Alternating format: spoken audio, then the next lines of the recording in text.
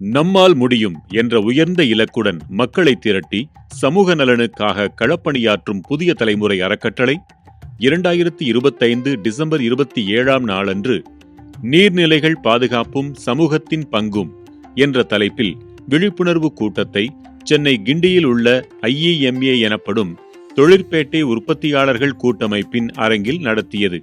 நம்மால் முடியும் அப்படிங்கிற அந்த வார்த்தையே எப்படின்னா, ஒரு டைம் எங்கள் ஆஃபீஸ் இப்போ இங்கே ஈக்காடுத்தாங்கல்ல ஒரு மார்னிங் ஒரு 10 மணிக்கு நாங்கள் எல்லாம் போயிட்டுருக்கப்போ ஒரு பெண்மணி வந்து ரோட்டை கிராஸ் பண்ணுறாங்க.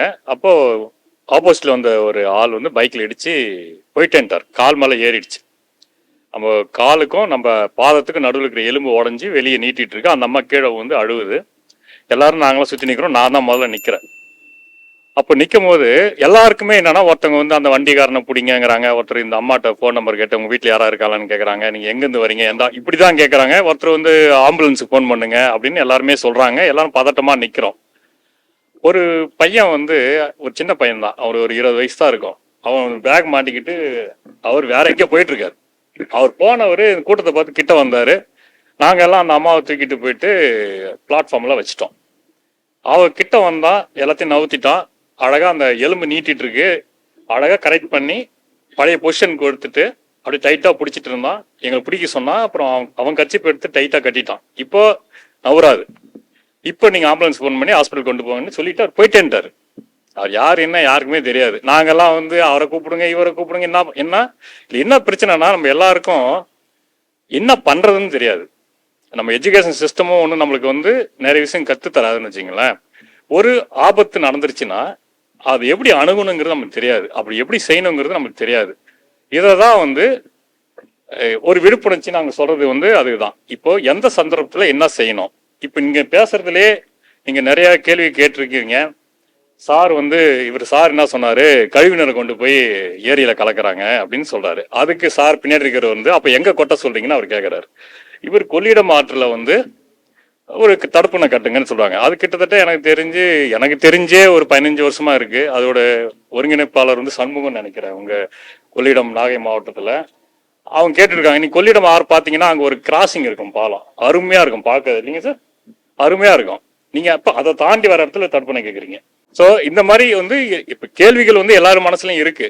அது எப்படி நம்ம அணுகணும் அப்படிங்கிறது, ஏன் வந்து நீர்நிலைகள் பத்தி நம்ம வந்து ஒரு பாதுகாப்போம், அதுக்கு ஒரு சமூகத்தின் பங்கு விழிப்புணர்ச்சின்னு ஏன் இந்த டைட்டில் வச்சிருக்கிறாங்கன்னா, நம்ம வந்து எதுக்கு அந்த ஆக்சிடென்ட் மேட்டர் கூட நான் சொல்றேன்னா, நம்ம தான் ஆரம்பிக்கணும். அதை நம்ம வந்து அதை எப்படி அணுகணும். இப்போ நம்ம ஏரி பக்கத்தில் ஒருத்தர் குப்பை கொட்டினா நம்ம போய் கேள்வி கேட்கணும் இல்லையா. சிம்பிளாக தான் நம்ம கேட்டால் அவங்க வந்து உனக்கு என்னப்பா அப்படின்னு கேட்பாங்க. இப்போ இவர் சொன்னார் பார்த்தீங்களா, எல்லா கிராமங்களும் இப்போ சிட்டியில் வந்து நம்ம ட்ரைனேஜ் சிஸ்டத்தை வச்சு நம்ம வந்து அதை ஆர்ஓ சிஸ்டம் மாதிரியா அது கொஞ்சம் கிளியர் பண்ணி அதை கடலை கலக்குறாங்கன்னு வச்சுக்கோங்க. இப்போ பின்னாடி பேரூராட்சி ஊராட்சி எல்லாம் போனீங்கன்னா செப்டிக் இந்த ட்ரைனேஜ் சிஸ்டமே கிடையாது. அப்போ அவங்க என்ன பண்ணுவாங்கன்னா செப்டிக் டேங்கில் தான் வச்சிருப்பாங்க. செப்டிக் டேங்கில் இருக்கிற தண்ணியை கொண்டு போய் அவங்க கழிவு எங்கே போடுவாங்கன்னா, இது வரைக்கும் எல்லா கழிவுநீர் டேங்க் அசோசியேஷன், அதுக்கு ஒரு அசோசியேஷன் இருக்குது, அவங்க எல்லாருமே சேர்ந்து ஏரியில் தான் கொட்டுறாங்க. சில இந்த மாதிரி தன்னார்வர்கள் எல்லாம் போய் இதை மறிச்சு இங்கெல்லாம் கொட்டாதீங்கன்னுவாங்க. அப்போ அவர் கேட்கிறாரு, இப்ப எங்க கொட்டாங்கன்னா, இது கவர்மெண்ட் வந்து இப்ப எல்லா ஏரியாலுமே வந்து சொல்லும்போது சுரேஷ் சார் சொன்னார், கவர்மெண்ட்டுக்கு நீங்க ஒரு வேண்டுகோள் வைங்கன்னா இதுதான் வைக்கணும். இப்போ நீங்க சிட்டியில வந்து நீங்க வந்து ட்ரைனேஜ் சிஸ்டம் வச்சுட்டீங்க. அதனால நம்மளுக்கு எதுவுமே தெரியாதுன்னு வச்சுங்க. துணி துவைக்கிறது, பாத்திரம் கழுவுறது, நம்ம குளிக்கிறது, நம்ம செப்டிக் டேங்க் எல்லாமே வந்து ட்ரைனேஜில் தான் போகுது சிட்டியில. இவனுக்கு வந்து அது கிளியர்னா போனா போதும். அது எங்க போய் சேருது, அது எவ்வளவு செலவாகுது, ஒரு நாள் எவ்வளவு தண்ணி சேருதுங்கிறது நமக்கு தெரியாது. இதுக்கு தான் அந்த விழிப்புணர்ச்சி நம்ம தெரிஞ்சுக்கணும். நம்ம தான் யூஸ் பண்றோம், நம்மளுடைய டாய்லெட் எங்க போகுது அப்படிங்கிறது நம்ம நாலேஜ் இருந்தா எல்லாமே புரியும். அப்போதான் நம்ம ஏரி குளங்கள் பத்தி நம்ம தெரிஞ்சுக்க ஒரு வாய்ப்பா இருக்கும். ஏன்னா நம்ம பொதுவாகவே வாழ்க்கையில பாத்தீங்களா, யாரோ ஒரு விவசாயி வந்து நம்மளுக்கு வந்து லாபம் வருதோ இல்லையோ, இங்க இருக்கிற விளையாட்டுங்கள்லாம் தெரியாதுன்னு வச்சுங்க. இன்னைக்கு வந்து கிட்டத்தட்ட ஒரு நல்ல அரிசி 50 ரூபாய்க்கு வாங்குறோம். ஆனா அங்க வந்து விவசாயி இன்னைக்கும் 1500 ரூபாய் தான் மூட்டை வித்துட்டு இருக்கிறான். 100 கிலோ மூட்டை 180 கிலோ மூட்டை விற்கிறான்னு வச்சுங்க. லாபமோ நஷ்டமோ யாரோ ஒரு விவசாயி எங்கேயோ கஷ்டப்படுறான், நம்ம இங்க சோறு சாப்பிட்றோம் இல்லையா. அந்த மாதிரி தான் வந்து நம்ம வாழ்க்கையே போகுது. நம்ம தெரிஞ்சுக்காமே நம்ம வாழ்ந்துட்டு இருக்கிறோம். இப்போ நம்மால் முடியும். இப்ப நீங்க இத்தனை பேர் வந்திருக்கீங்கன்னா எதுக்காகனா, உங்க பக்கத்துல இருக்கிற ஏரி குளங்களுக்கு நீங்க பொறுப்பு. அட்லீஸ்ட் அதை பத்தி நம்ம தெரிஞ்சுக்கலாம். இதுக்கு யாராவது வந்து குப்பை போடுறாங்க, தடுக்க முடியல, இந்த மாதிரி கழிவுநீர் கொட்டுறது அப்படிலாம் இதுக்கு நம்ம கேள்விப்பட்டோம்னா அது முறைப்படி வந்து ஒரு ஆள் பார்த்துட்டாரு, அவர் ஒரு தலைவர்கிட்ட சொல்லலாம். தலைவர் வந்து இதுக்காக இருக்கிற ட்ரஸ்ட் பீப்புள்கிட்ட நம்ம சொல்லலாம். அவங்க சொன்னாங்கன்னா அவங்க அதுக்கான நடவடிக்கை எடுப்பாங்க. அதுக்கு ஒரு சின்ன துளி வந்து இவங்க ஆரம்பிச்சு வைக்கிறது தான். யாரோ ஒரு பையன் வந்து காலை கட்டு போட்டு ஆஸ்பத்திரி கொண்டு போக சொன்னா வரீங்களா, அந்த மாதிரி தான் நம்ம எல்லாம் இருக்கணுங்கிறதுக்காக தான் நான் சொல்றேன். சின்ன நம்ம ஏரி குளங்களை பாதுகாக்கலாம். என்ன ஆகும் அப்படின்னா நம்மளுக்கான நீர் கிடைக்கிறதுல பெரிய ப்ராப்ளம் வரும். இப்போ நீங்க மழை வந்தாவே நம்ம ஆளுக்கு வந்து டென்ஷன் ஆயிடுறாங்க. இப்போ நம்ம எல்லாருமே தான், என்னையும் தான் சொல்றேன், மழை வந்ததுன்னா நியூஸ்ல அது ஒரு பெரிய விஷயமா ஆக்கிறாங்க இல்லையா. மழை பெய்யுதுன்னு சொல்றாங்க. மழை பெய்யுறதே ஒரு நியூஸாக தான் நம்ம பார்க்குறோம். அது கொஞ்சமா பெய்யுது, நிறைய பெய்யுது, கனமழை பெய்யுது, மிக கனமழை பெய்யுதுன்னு ரெட் அலர்ட், ஆரஞ்சு அலர்ட், இப்படி மழைனாவே நம்ம பிரச்சனை. இப்ப பாருங்க, இப்படி பேசி பேசி இந்த வருஷம் ஒழுங்காவே மழை பெய்யல. புரியுதுங்களா?